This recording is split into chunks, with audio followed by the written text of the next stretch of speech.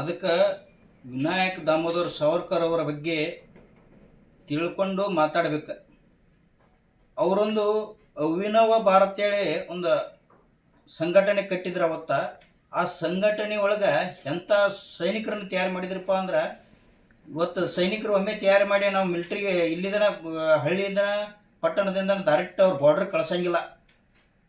ತಯಾರಿ ಮಾಡ್ತೀವಿ. ಅವ್ರಿಗೆ ಯಾವ ರೀತಿ ತಯಾರು ಮಾಡ್ತಾರಂದ್ರೆ, ಎಲ್ಲ ಥರ ಟ್ರೈನಿಂಗ್ ಕೊಡ್ತಾರೋ, ಶಸ್ತ್ರಾಭ್ಯಾಸ ಕೊಡ್ತಾರೋ, ಅವ್ರಿಗೆ ಪ್ರಾಣ ರಕ್ಷಣೆ ಹೇಗೆ ಮಾಡ್ಕೋಬೇಕು ಎಲ್ಲ ಥರ ಸಿದ್ಧತೆ ಮಾಡಿ ಅವ್ರನ್ನ ರೆಡಿ ಆದ ಬಳಿಕ ಬಾರ್ಡರ್ ಕಳಿಸ್ತೀವಿ ನಾವು ದೇಶ ರಕ್ಷಣೆಗೆ. ಹಂಗೆ ಆಗಿನ ಕಾಲಕ್ಕೆ ವಿನಾಯಕ್ ದಾಮೋದರ್ ಸಾವರ್ಕರ್ ಅವರು ಒಂದು ಫ್ಯಾಕ್ಟ್ರಿ ಇದ್ದಂಗೆ. ಎಂಥದ್ದು? ಸೈನಿಕರನ್ನು ಹುಟ್ಟಾಕುವಂಥದ್ದು, ಸೈನಿಕರನ್ನು ತರಬೇತಿ ಕೊಡುವಂಥದ್ದು, ಸೈನಿಕರನ್ನು ತಯಾರು ಮಾಡತಕ್ಕಂಥ ಒಂದು ಫ್ಯಾಕ್ಟ್ರಿ ಇದ್ದಂಗಂತ ಅಂಥ ಮಹಾನ್ ವ್ಯಕ್ತಿ ಅವರು ಎಲ್ಲ ತಯಾರು ಮಾಡಿ ಎಷ್ಟೋ ಜನ ಕ್ರಾಂತಿಕಾರಿಗಳು ಹುಟ್ಟಾಕೊಂಡ್ರು.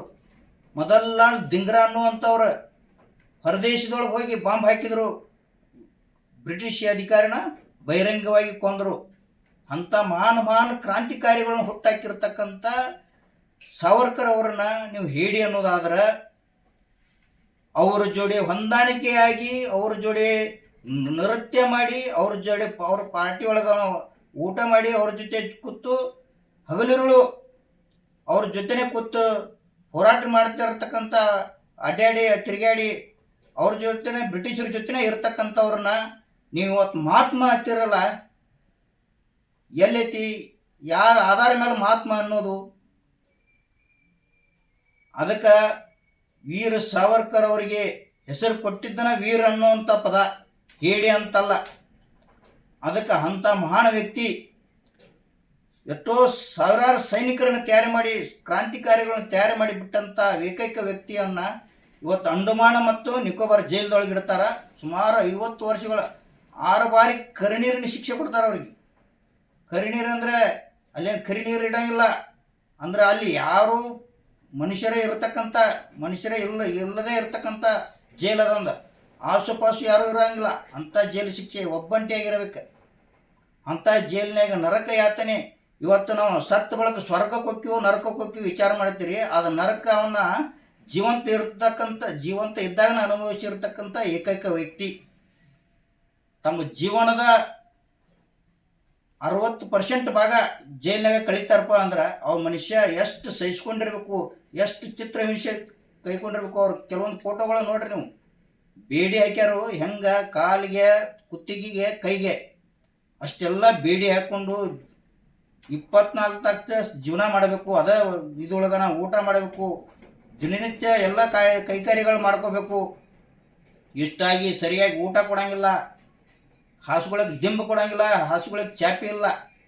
ಅಂಥದ್ದೆಲ್ಲ ಇಟ್ಕೊಂಡು ಅವರು ಒಬ್ಬ ಕ್ರಾಂತಿಕಾರಿಗಳನ್ನು ಹುಟ್ಟು ಹಾಕುವಂಥ ವ್ಯಕ್ತಿಗಳಾಗಿ ಬದಲಾಗಿ ಇವತ್ತು ಮಹಾನ್ ಎಂಬ ವ್ಯಕ್ತಿ ಅನಿಸ್ಕೊಂಡಾರು, ವೀರ ಸಾವರ್ಕರ್ ಅನಿಸ್ಕೊಂಡಾರ.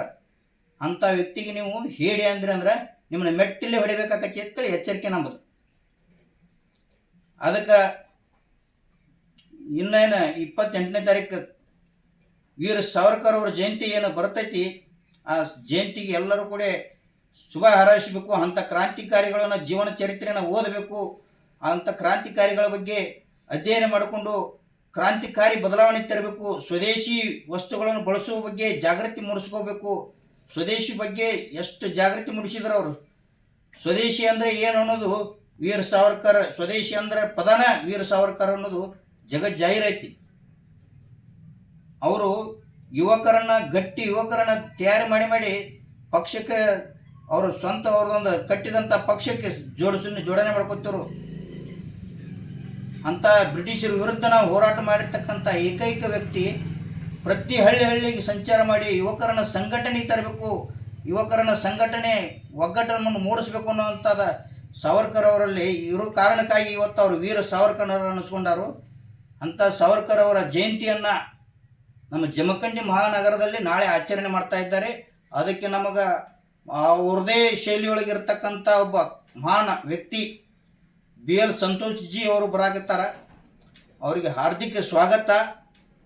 ನಮ್ಮ BL ಸಂತೋಷ್ ಜಿ ಅವರಲ್ಲಿ ಕಳಕಳಿಯ ವಿನಂತಿ ಏನಪ್ಪ ಅಂದ್ರೆ, ನೀವು ಯಾರ ಉದ್ದೇಶ ಇಟ್ಕೊಂಡು ಬರಾಕತ್ತೀರಿ, ಯಾರ ಮಹಾನ್ ವ್ಯಕ್ತಿಯ ಬಗ್ಗೆ ನೀವು ಹೊಗಳಲಿಕ್ಕೆ ಬರ್ತಾ ಇದ್ದೀರಿ, ಯಾರ ಮಹಾನ್ ವ್ಯಕ್ತಿ ವೀರ ಸಾವರ್ಕರ್ ಅವರ ತತ್ವ ಸಿದ್ಧಾಂತಗಳ ಬಗ್ಗೆ ಯುವಕರಲ್ಲಿ ತುಂಬಲಿಕ್ಕೆ ಬರ್ತಾ ಇದ್ದೀರಿ, ಆ ಸಿದ್ಧಾಂತಗಳ ತುಂಬಲಿಕ್ಕೆ ಅಲ್ಲಿ ಯುವಕರು ಬರ್ತಾ ಇಲ್ಲ. ಯಾಕೆ ಅನ್ನೋದು ನೀವು ಅರ್ಥ ಮಾಡ್ಕೋಬೇಕು. ಅಲ್ಲಿ ಯುವಕರನ್ನ ದಾರಿ ತಪ್ಪಿಸುವಂಥ ವ್ಯವಸ್ಥೆ ನಡೆದೈತಿ ಇಲ್ಲಿ ಜಮಖಂಡಿ ಒಳಗೆ. ಇವತ್ತು ಎಷ್ಟೋ ಜನ ಹಿಂದೂ ಸಂಘಟನೆ ಮುಖಂಡರದಾರು, ಪಕ್ಷವನ್ನು ಕಟ್ಟಿ ಬೆಳೆಸಿರ್ತಕ್ಕಂಥ ಮುಖಂಡರದಾರು, ಸಿದ್ಧಾಂತದ ದೇಶ ಧರ್ಮದ ಮೇಲೆ ಇರತಕ್ಕಂಥ ಮುಖಂಡರು ಕಾರ್ಯಕರ್ತರು ಇರೋದು ಸಾಕಷ್ಟು ಜನ ಅದಾರ. ಅವ್ರನ್ನ ಎಲ್ಲರನ್ನೂ ಮೂರು ಪಾಲು ಮಾಡಿ ಬಿಟ್ಟು ಕೇವಲ ತಮ್ಮ ಏನು ಮಾತು ಕೇಳಿರ್ತಕ್ಕಂಥ ಮುಖಂಡರನ್ನು ಕರ್ಕೊಂಡು ಕಾರ್ಯಕರ್ತರು ಕರ್ಕೊಂಡು ಮಾತ್ರ ಈ ಸಂಘಟನೆ ನಾಳೆ ಕಾರ್ಯಕ್ರಮ ಆಯೋಜನೆ ಮಾಡಿದ್ದಾರೆ. ಆ ಆಯೋಜಕರ ಮೇಲೆ ವಿರೋಧ ಇಲ್ಲ ನಮಗೆ. ಆದ್ರೆ ಅದ್ರ ಹಿನ್ನೆಲೆ ಇರ್ತಕ್ಕಂಥದ್ದು ಏನು ಇದೈತಿ ಅದನ್ನು ಸರಿಪಡಿಸಲ್ದನ ಇದು ಮಾಡಕತ್ತಿರಲ್ಲ ಹಳೆಯ ಮುಖಂಡರು. ಅವ್ರಿಗೆ ನಾವು ಸ್ಪಷ್ಟನೆ ಕೊಡಕತ್ತಿ ಹೇಳ್ತೀವಿ, ಇದು ನೀವು ಸರಿ ತಿದ್ದುಕೋರಿ. ತಿದ್ದುಕೋಲಿಲ್ಲ ಅಂದ್ರೆ ನಿಮಗೆ ಮುಂದೆ ಬುದ್ಧಿ ಕಲಿಸಬೇಕಾಕತಿ ಅನ್ನೋದು ಎಚ್ಚರಿಕೆ ಇದೆ. ನೀವು ಸಿದ್ಧಾಂತದ ಆಧಾರ ಮೇಲೆ ವೀರ ಸಾವರ್ಕರ್ ಅವರ ಸಿದ್ಧಾಂತ ಆಧಾರ ಮೇಲೆ ನೀವು ಜಯಂತಿ ಮಾಡಕತ್ತಿದ್ದ ಅದರ ಬಹಿರಂಗವಾಗಿ ಎಲ್ಲರನ್ನೂ ಒದರಬೇಕಾಗಿತ್ತು. ಕೇವಲ ಒಂದು ಪಕ್ಷಕ್ಕೆ ಸೀಮಿತ ಮಾಡಬೇಡ್ರಿ ಅನ್ನೋದು ನನ್ನ ಉದ್ದೇಶ ಇದೆ. ಇವತ್ತು ಎಷ್ಟೋ ಜನ ಅದೇ ಪಕ್ಷದಾಗಿದ್ದಂಥ ಹಳೆ ಮುಖಂಡರನ್ನು ಕಾರ್ಯಕರ್ತರನ್ನು ಯಾರನ್ನೂ ಲೆಕ್ಕಿಸಕ್ಕೆ ತಯಾರಿಲ್ಲ. ಎಷ್ಟೋ ಜನ ಇವತ್ತು ಭಿನ್ನಾಭಿಪ್ರಾಯಗಳನ್ನು ಇಟ್ಟುಕೊಂಡು ಹೊರಗೆ ಬಂದಂಥ ಕಾರ್ಯಕರ್ತರು, ಯುವಕರು, ಮುಖಂಡರು ಸಾವಿರಾರು ಜನ ಅದಾರ. ಅವ್ರನ್ನೆಲ್ಲರನ್ನೂ ಯಾರನ್ನೂ ಲೆಕ್ಕಿಸಿದಾನೆ. ಇವತ್ತು ಕೆಲವೊಂದು ಕಾರ್ಯಕ್ರಮಗಳು ಆಯೋಜನೆ ಮಾಡ್ತಾ ಇದ್ದೀರಿ, ಆ ಕಾರ್ಯಕ್ರಮಕ್ಕೆ ಆಹ್ವಾನ ಕೊಡ್ತಾ ಇಲ್ಲ, ಯುವಕರನ್ನು ಸಂಘಟನೆ ಮಾಡ್ತಾ ಇಲ್ಲ. ಸಂಘಟನೆ ಮಾಡುವ ಯುವಕರನ್ನು ಹೊಡೆದು ಬಡಿದು ಹಾದಿ ತಪ್ಪಿಸುವ ಕೆಲಸ ಮಾಡಕತ್ತೀರಿ. ಇದು ಯಾವಾಗ ಸರಿಯಾಗುವುದು? ಇದೇನಾ ಇವರು ಸಾವರ್ಕರ್ ತತ್ವ ಸಿದ್ಧಾಂತ? BL ಸಂತೋಷ್ ಜಿ ಅವರೇ, ಇದನ್ನು ನೀವು ಇದೇ ರೀತಿ ನೀವು ಸಂಘಟನೆ ಮಾಡೋದ ಉದ್ದೇಶ ಆಗಿದ್ರೆ ಇದು ನಾಳೆ ಇದನ್ನು ಸರಿಪಡಿಸಿ ಹೋಗ್ರಿ. ನೀವು ಸರಿಪಡಿಸದೇ ಇದ್ರೆ ಮುಂದೊಂದಿನ ಏನಾಗುತ್ತೆ ಅನ್ನೋದು ಇಡೀ ಜಗತ್ತಿಗೆ ಗೊತ್ತಾಗತ್ತೆ. ನಾವು ಯಾರೋ ಒಬ್ರು ಪ್ರಮುಖರು ಬರ್ತಾರೋ, ಹಿಂದಿನ ನಾಳೆ ಸುಧಾರಣೆ ಮಾಡ್ತಾರೋ, ಇಲ್ಲಿ ಮುಖಂಡರಿಗೆ ತಿದ್ದಿ ಬುದ್ಧಿ ಹೇಳುತ್ತಾರೋ ಅನ್ನೋದು ಸುಮಾರು ಒಂದು ವರ್ಷ ಆಗಕ್ಕೆ ಬತ್ತ. 6-7 ತಿಂಗಳ ದಿನ ನಿರಂತರವಾಗಿ ನಾವು ಕೇಳ್ಕೊಳತ್ತೀವಿ. ಯಾರಿಗೂ ಲೆಕ್ಕಕ್ಕೆ ಇಲ್ಲ. ನಾವು ಪಕ್ಷ ವಿರೋಧಿಗಳಾಗಿದ್ರೆ, ಧರ್ಮ ವಿರೋಧಿಗಳಾಗಿದ್ರೆ, ದೇಶ ವಿರೋಧಿಗಳಾಗಿದ್ರೆ ಇವತ್ತು ನಾವು ಅನ್ಯ ಪಕ್ಷಕ್ಕೆ ನಾವು ಬೇಕಾದಷ್ಟು ಆಹ್ವಾನಗಳು ಬಂದವು. ಅವು ಹೋಗಕ್ಕೆ ಅವಕಾಶ ಸಾಕಷ್ಟು ಇತ್ತು. ಅವಕ್ಕೆ ಯಾಕೆ ಹೋಗಲಿಲ್ಲ? ಇವತ್ತು ವೀರ ಸಾವರ್ಕರ್ ಅವರ ಜಯಂತಿ ಏನು ಮಾಡಕತ್ತೀರಿ? ಭಾಳ ಒಳ್ಳೆಯ ಕೆಲಸ ಇದೆ. ಆದ್ರೆ ದಾರಿ ತಪ್ಪಾಕತ್ತಿದ್ದಲ್ಲಿ ಯಾರ್ದೋ ಮಾತು ಕೇಳಿ ಕೆಲವೊಂದು ಪ್ರಮುಖರನ್ನ ಕಾರ್ಯಕರ್ತರನ್ನ ಬಿಡಾಕತ್ತಿರಲ್ಲ, ಅದು ಸರಿ ಅಲ್ಲ. ತಿದ್ದುಕೋಬೇಕು. ನಿಮ್ಗೆ ತಿದ್ದುಕೊಳಕ್ಕನ್ನೂ ಅವಕಾಶ ಐತಿ. ನೀವು ಒಂದು ವೇಳೆ ತಿದ್ದುಕೊಳಕ್ಕೆ ನಮಗೆ ಅವಕಾಶನೇ ಇಲ್ಲಪ್ಪ, ನೀವು ಹೆಂಗೋ ಹೊರಗೆ ಹೋಗಿರಿ, ಹೊರಗೆ ಹೋಗಿ ಬಿಡ್ರಿ ಅಂದ್ರೆ ನಾವು ಅಷ್ಟೇ ಹೊರಗೆ ಹೋಗಂಗಿಲ್ಲ. ಇನ್ನೂ ಇರ್ತಕ್ಕಂಥ ಅಲ್ಲಿ ಅವ್ರನ್ನ ಸಾಕಷ್ಟು ಜನ ಕರ್ಕೊಂಬರ್ತೀವಿ, ನಿಮ್ಮನ್ನು ಹೊರಗೆ ಹಾಕತ್ತೀವಿ. ಪಕ್ಷ ಏನು ನಿಮ್ಮ ಸ್ವಂತ ಏನು ಆಸ್ತಿ ಗಳಿಸಿಟ್ಟಿದ್ದ ಆಸ್ತಿ ಅಲ್ಲದ. ಹಿಂದೆ ಎಷ್ಟೋ ಜನ ಪೂರ್ವಜರು ಕಟ್ಟಿ ಬೆಳೆಸಿದಿರಂಥ ಪಕ್ಷ ಅದು. ನಿಮ್ಮನ್ನು ಹೊರಗೆ ಹಾಕೋದೇನು ದೊಡ್ಡ ಮಾತಲ್ಲ ನಮಗೆ. ಎಂತಿಂಥವ್ರು ನಾವು ಹೊರಗೆ ಹೋಗ್ಯಾರ. ಇವತ್ತು ನೀವೇನು ದೊಡ್ಡ ಮಹಾನ ಖರೀದಿ ತೊಗೊಂಡಾರ ಗತಿ ಮಾತಾಡೋದು? ಸರಿಯಾಗಿ ಪಕ್ಷ ಸಂಘಟನೆ ಮಾಡ್ಕೊಂಡು ಹೋಗೋದು ಸರಿಯಾಗಿದ್ರೆ ಮಾಡಿರಿ, ಇಲ್ಲ ಅಂದ್ರೆ ನೀವಾಗೆ ಪಕ್ಷ ಬಿಟ್ಟು ಹೋಗ್ರಿ. ಅಧಿಕಾರ ಬಿಟ್ಟು ಹೋಗೋದು ಸರಿ. ನಿಮ್ಗೆ ಮಾಡೋಕೆ ನೀಗಲಿಲ್ಲ ಅಂದ್ರೆ, ಎಲ್ಲರನ್ನೂ ಹೊಂದಾಣಿಕೆ ಮಾಡೋದು ಆಗಲಿಲ್ಲ ಅಂದ್ರೆ, ಎಲ್ಲರನ್ನೂ ಮಾತಾಡಿಸೋದು ಆಗಲಿಲ್ಲ ಅಂದ್ರೆ, ಎಲ್ಲರನ್ನೂ ಸಹಬಾಳ್ವತೆಯಿಂದ ಸೋದರತೆಯಿಂದ ಈ ಭಾರತೀಯ ಜನತಾ ಪಾರ್ಟಿ ಕಟ್ಟಿ ಬೆಳೆಸೋದು ಆಗಿದ್ದ ಆದ್ರೆ 2028 ಗುಲಾಲ್ ಹಾರಿಸೋದು ಆಗಿದ್ರೆ 2028ಕ್ಕೆ ಕರ್ನಾಟಕ ರಾಜ್ಯದೊಳಗೆ BJP ಸರ್ಕಾರ ಅಧಿಕಾರಕ್ಕೆ ಬರೋದು ಆಗಿದ್ರೆ, ಕೇಸರಿ ಜೆಂಡಾ ಶಾಶ್ವತ ಹಾರೋದು ಆಗಿದ್ರೆ ನೀವು ಸುಧಾರಣೆ ಮಾಡ್ಕೋರಿ. ಇವತ್ತು ಇದಾಗಲೇ ಇದ್ರೆ ಇದಾಗದೇ ಆಗಕ್ಕೆ ಸಾಧ್ಯ ಇಲ್ಲ. ಯಾರು ಹೋದವ್ರು ಹೊಕ್ಕರು, ಪಕ್ಷ ಹರಿಯುವ ನೀರಿದ್ದಂತೆ ಎಷ್ಟೋ ಕಸ ಕಡ್ಡಿಗಳು ಹೊಕ್ಕವು ಅನ್ನೋದು ನಿಮ್ಮ ತಲೆಯಾಗಿತ್ತಂದ್ರೆ ನಾವು ಕಸ ಕಡ್ಡಿಗಳಲ್ಲ, ಕೆಪ್ಪನ ಗೇಟ್ ಇದ್ದಂಗೆ ನಾವು ಒಂದು ಡ್ಯಾಮಿಗೆ ತಡಿದರೆ ಇಡೀ ಡ್ಯಾಮ್ ಹೊಡೆದು ಹೋಗಿಬಿಡ್ತೈತಿ. ಅದು ವಿಚಾರ ಇರ್ರಿ. ಕಾರ್ಯಕರ್ತರ ಶಕ್ತಿ ಕೇವಲ ಕಸ ಕಡ್ಡಿಗೆ ಸೀಮಿತ ಮಾಡಿಸ್ಬೇಡ್ರಿ. ನಾವು ಒಂದೊಂದು ಡ್ಯಾಮಿನ ಗೇಟ್ ಇದ್ದಂಗೆ ಒಮ್ಮೆ ಪ್ಯಾಕ್ ಆಯ್ತು ಸಿಡಿದು ಬಿದ್ದು ಬಿಡ್ತಂದ್ರೆ ನೀವು ಕೊಚ್ಕೊಂಡು ಹೋಗಿಬಿಡ್ತೀರಿ. ಆ ಕಸರ ಕಡ್ಡಿ ಒಳಗೆ ನೀವು ಲೆಕ್ಕಕ್ಕಿಲ್ದಂಗೆ ಹಾಕಿರಿ, ತಿಳ್ಕೋರಿ. ಅದಕ್ಕಾಗಿ ನಾಳೆ ಬರ್ತಕ್ಕಂಥ ನಮ್ಮ ರಾಷ್ಟ್ರೀಯ ಪ್ರಧಾನ ಕಾರ್ಯದರ್ಶಿಗಳಾದಂಥ BL ಸಂತೋಷ್ ಜಿ ಅವರು ದಯಮಾಡಿ ಈ ಜಮಖಂಡಿ ಪರಿಸ್ಥಿತಿಯನ್ನು ಸುಧಾರಣೆ ಮಾಡಿ ಹೋಗ್ರಿ.